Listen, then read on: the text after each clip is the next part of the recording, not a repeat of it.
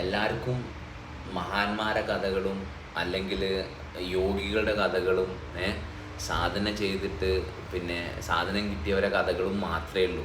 അതായത് ഓരോ ബ്ലഡ് സെല്ലിലും ഈ നന്മയുടെയും അഹിംസയുടെയും ആ ഭയങ്കരമായ എന്തൊക്കെയോ സാധനങ്ങളാണ് പറയണത്, മനസ്സിലായ? എന്നിട്ട് യേശു ക്രിസ്തുവിനെ കുരിശിൽ തറച്ച കഥയും ആ റിസ്ട്രക്ഷൻ്റെ ഭാഗവും ഇതൊക്കെയാണ് എല്ലാവരും ചർച്ച ചെയ്യണത്.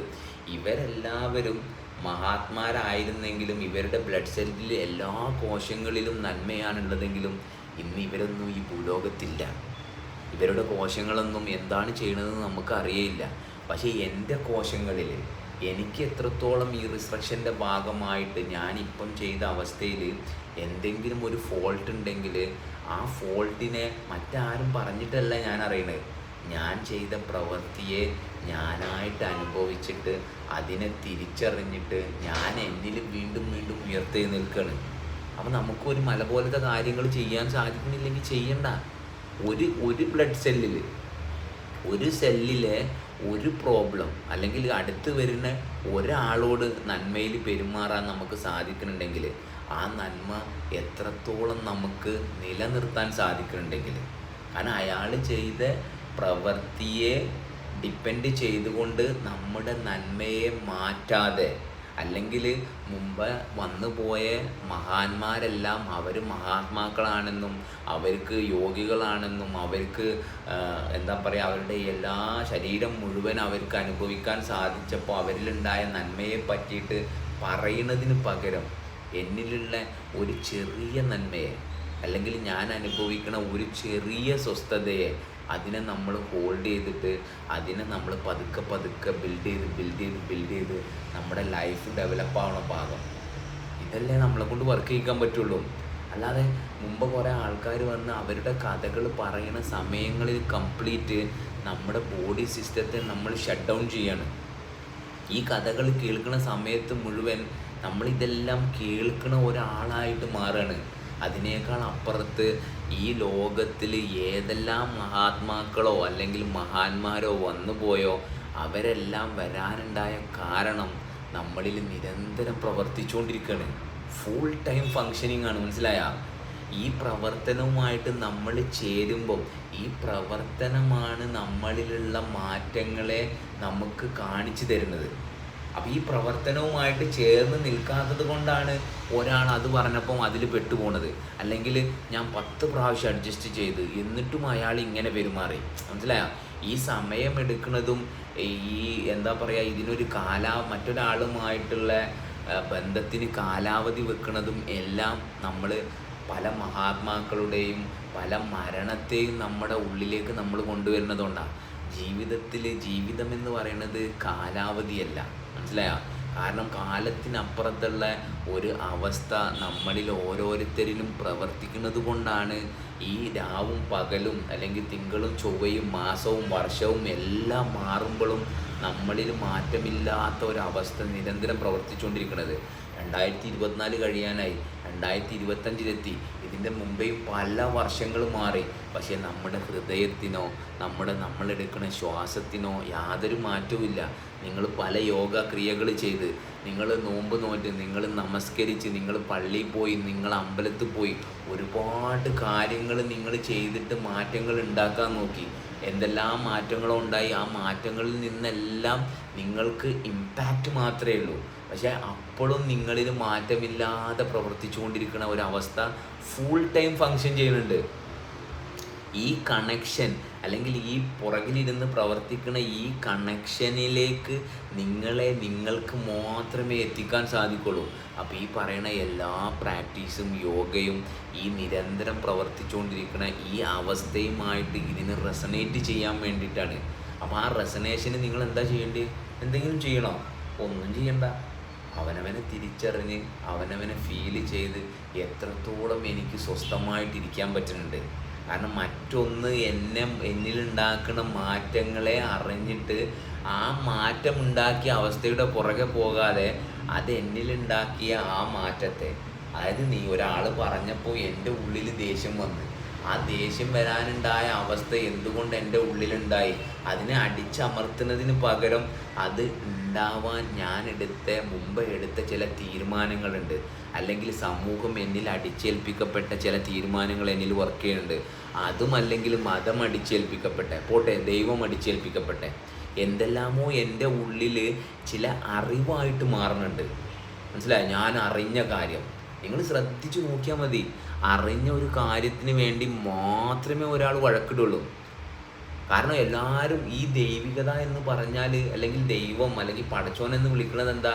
കാരണം നിങ്ങൾ എത്ര അറിയാൻ ശ്രമിച്ചു കൊണ്ടിരുന്നാലും നിങ്ങൾക്ക് അറിയാൻ പറ്റാത്ത, അല്ലെങ്കിൽ അറിഞ്ഞുകൊണ്ടിരിക്കുന്നു എന്നുള്ള അവസ്ഥ നിങ്ങളിൽ ഓപ്പൺ ആക്കാൻ, കാരണം അത്രയും വിശാലമാണ് ഈ പ്രപഞ്ചം. ഇതിൻ്റെ വാസ്റ്റ്നെസ് ആർക്കും കണ്ടുപിടിക്കാൻ കഴിയില്ല. നീ ആർക്കും പറ്റുകയാണെങ്കിൽ പറ്റിക്കോട്ടെ. പക്ഷേ ഈ അറിവെന്ന് പറയുന്നത് അറിഞ്ഞുകൊണ്ടിരിക്കലാണ്. അല്ലാതെ അറിവെന്ന് പറഞ്ഞ് കൺക്ലൂഡ് ചെയ്യണ ഒരു സാധനം എപ്പോഴാണോ കയ്യിൽ വന്നത് ശ്രദ്ധിച്ചു നോക്കിയാൽ മതി, അത് അടിവെക്കാൻ വേണ്ടി മാത്രമാണ്. അപ്പോൾ എനിക്ക് എന്തെങ്കിലും അറിയാമെന്നുള്ളത് പിശാചാണ്. മനസ്സിലായ? ഞാൻ ഇന്ന മതത്തിലാണ്, അല്ലെങ്കിൽ ഇന്ന ആളുടെ മകനാണ്, അല്ലെങ്കിൽ എൻ്റെ പേര് ഇതാണ് എന്ന് എപ്പം തീരുമാനം എടുത്തോ അത് പിശാചാണ്. എനിക്ക് അറിയാവുന്ന കാര്യങ്ങൾ ഇതെല്ലാം പൈശാചികത മാത്രമേ ഉള്ളൂ. ഞാൻ അറിഞ്ഞുകൊണ്ടിരിക്കണത്.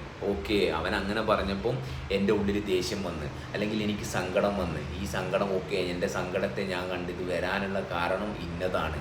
ഓക്കെ, അവൻ പറഞ്ഞപ്പം അത് ആ അനലൈസേഷൻ ഉണ്ടല്ലോ, ആ അറിയുക എന്നുള്ളൊരു ഭാഗം, ആ അറിഞ്ഞുകൊണ്ടിരിക്കുക എന്നുള്ള ഭാഗത്തിൽ ഭയങ്കര എക്സ്പാൻഷനാണ് സംഭവിക്കുന്നത്.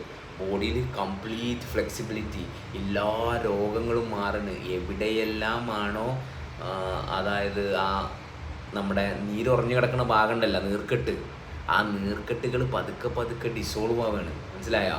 അല്ലാതെ ഇത് നീർക്കെട്ടായി കഴിഞ്ഞിട്ട് ശരീരം ഇങ്ങനെ ഉണ്ടാവുള്ളൂ, 40-ആം വയസ്സ് കഴിഞ്ഞാലേ ഇത് അറിയാൻ പറ്റുള്ളൂ, അല്ലെങ്കിൽ ഇതിങ്ങനെ കുറേ കാര്യങ്ങൾ ഇവിടെ പഠിപ്പിക്കുകയാണ്. മനസ്സിലായോ? ഇത് നീർക്കെട്ടാവണതിൻ്റെ മുമ്പ് തന്നെ നമ്മളിലുള്ള ആ കുട്ടിത്തത്തെ കൊണ്ടുവന്നിട്ട്, കുട്ടികൾ എന്ന് പറഞ്ഞാൽ എന്താ, അപ്പാപ്പുള്ള കാര്യങ്ങൾ അപ്പാപ്പൻ ഡിസോൾവ് ചെയ്ത് പോവാണ്. They are not keeping any memories with them. അപ്പോൾ നമുക്ക് നമ്മുടെ മുന്നിൽ സംഭവിച്ചുകൊണ്ടിരിക്കുന്ന കാര്യങ്ങളെ അപ്പം നമുക്ക് ഡിസോൾവ് ചെയ്യാൻ സാധിച്ചു കഴിഞ്ഞ് നമ്മളിലുള്ള ആ കുട്ടിയെ, നമ്മുടെ ഉള്ളിലുള്ള ആ കുട്ടിയെ നമുക്ക് എപ്പോഴും താരാട്ട് പാടിയിട്ട് കൊണ്ടുനടക്കാൻ സാധിച്ചു കഴിഞ്ഞാൽ പിന്നെ നമ്മളെക്കാൾ സൂപ്പർ ആരാളുള്ളത് ഇവിടെ? ഇവിടെ ആരുമില്ല. ഇതിനേക്കാൾ അപ്പുറത്തൊരു മഹാനോ ഒരു ഗുരുവോ ഒന്നുമില്ല. മനസ്സിലായ? നമുക്ക് എപ്പോഴും നമ്മളുമായിട്ട് എവിടെയെങ്കിലും ഇരിക്കുന്ന ഒരു ഗുരു കൊണ്ട് നമുക്ക് വല്ല കാര്യമുണ്ടോ? നമ്മുടെ കൂടെ ഇപ്പോൾ ഉള്ള ആളുകളുമായിട്ട് നമ്മൾ സംസാരിക്കുമ്പോൾ, കാരണം ആരും തമ്മിലൊരു ബന്ധമില്ല. എല്ലാ വീട്ടിലും മറ്റുള്ളവരോട് ഡയലോഗ് അടിക്കാൻ വേണ്ടിയിട്ട് മാത്രമല്ലോ അവിടെ ആൾക്കാർ സമാധാനത്തോടെ ജീവിക്കുന്നുണ്ട്. നിങ്ങൾ മാത്രം നല്ല സമാധാനത്തോടെയും സന്തോഷത്തോടെയും ജീവിക്കണേ. ഞങ്ങൾക്ക് കുറേ ആൾക്കാരെ അറിയാം. ഈ കുറേ ആൾക്കാരെ അറിയാമെന്ന് പറയുന്ന പോലെ ശ്രദ്ധിച്ചാൽ മതി, അവർക്കൊരു കുന്തും അറിയൂല. മനസ്സിലായ? കുറേ കാര്യങ്ങൾ അറിയാമെന്ന് പറയുന്നവന് ജീവിതത്തിനെ പറ്റി ഒന്നും അറിയൂല. കുറേ കാര്യങ്ങളാണ് അറിയണത്, അത് ഇൻഫർമേഷനാണ്. മനസ്സിലായ? പക്ഷെ ആ ഇൻഫർമേഷൻ ഈ ഫോർമേഷനുമായിട്ട് യാതൊരു ബന്ധവുമില്ല. അപ്പോൾ നമ്മുടെ വീട്ടിൽ എത്രത്തോളം മറ്റൊരാളെ നമ്മൾ അൾമറയിൽ ഡ്രസ്സൊക്കെ തേച്ച് വെച്ചതുപോലെ മടക്കി എടുത്ത് വെച്ചിട്ട് നമ്മളെ ഉള്ളിൽ ഇയാൾ ഇങ്ങനെയാണ്, അല്ലെങ്കിൽ എൻ്റെ ഭാര്യ ഇങ്ങനെയാണ്, എൻ്റെ അമ്മ ഇങ്ങനെയാണ്, ഇങ്ങനെ നമ്മൾ അലക്കി തേച്ച് എടുത്ത് വെച്ചതെല്ലാം എടുത്ത് പൊടിയെടുത്ത് തട്ടിക്കളയുക. എന്നിട്ട് അവരുമായിട്ടുള്ള ആ അസോസിയേഷൻ്റെ ബ്യൂട്ടി, അതാണ് അതിൻ്റെ ഒരു ബ്യൂട്ടി. ആ അസോസിയേഷൻ്റെ ബ്യൂട്ടിയിലേക്ക് നമ്മൾ വരുമ്പോൾ, നമ്മൾ അവരുമായിട്ട് ചേർന്ന് നിൽക്കുമ്പോൾ നമുക്ക് നമ്മുടെ ഉള്ളിലുള്ള പല കാര്യങ്ങളും ഓപ്പണായി വരിക. അപ്പോൾ ആ ഓപ്പണായി വരുമ്പം അവരെ ബ്ലെയിം ചെയ്യുന്നതിന് പകരം ആ കാര്യം നമ്മളിൽ ഉണ്ടാക്കിയ ആ മാറ്റത്തെ നമ്മൾ കണ്ടിട്ട് അവരുമായിട്ടുള്ള ആ ബന്ധം തുടരുമ്പം നമുക്ക് ഈ 10 വിരലൊന്നുമല്ല പിന്നെ, അല്ലെങ്കിൽ ഈ 2 കൈയൊന്നുമല്ല പിന്നെ. മനസ്സിലായോ? മറ്റത് കോൺഫിഡൻസ് ആണ്. അപ്പോൾ എൻ്റെ കൈ വെച്ചിട്ട് എനിക്ക് ഒരാളെ ഇടിക്കുക, അല്ലെങ്കിൽ ഒരാളെ തലോടാന്ന് ഞാൻ തീരുമാനിക്കുന്നത് കോൺഫിഡൻസ് ആണ്. മനസ്സിലായോ? അത് എനിക്ക് ഫ്രീ വില്ലുണ്ട് എന്ന് പറയുന്ന പോലത്തെ കുറച്ച് കാര്യങ്ങൾ മാത്രമേ ഉള്ളൂ. മറ്റതെന്ന് പറഞ്ഞാൽ ഈ കൈ ഇതേപോലത്തെ 10 കൈയും കൂടി ചേർന്ന് നിന്ന് കഴിഞ്ഞാൽ അത് റിയാലിറ്റിയാണ്. മനസ്സിലായോ? അതായത് അവനവനെ തിരിച്ചറിയുന്ന അവസ്ഥയിൽ നമ്മൾ ഒരുമിക്കുമ്പം ഈ 2 കൈ പോലെ തന്നെയാണ് 20 കൈ ചേർന്നാലും വർക്ക് ചെയ്യാൻ പോണത്. അവിടെ പിന്നെ ആർക്കും സങ്കടമില്ലല്ല. കാരണം ആർക്കും ആരെയും പറ്റിക്കേണ്ട കാര്യമില്ല. കാരണം പറ്റിച്ചിട്ട് കിട്ടുന്നതല്ല ജീവിതം. മനസ്സിലായോ? ഇത് ഓൾറെഡി നമുക്ക് വേണമെങ്കിൽ പറ്റുബുക്ക് എന്ന് പറയാം. ഇത് നമുക്ക് അത്രയും, കാരണം ഇതൊരിക്കലും തിരിച്ചടക്കേണ്ടാത്തൊരു പറ്റുബുക്കാണ്. കാരണം ഇത് പറ്റിച്ചാൽ ആർക്കും കിട്ടാൻ പോണില്ല.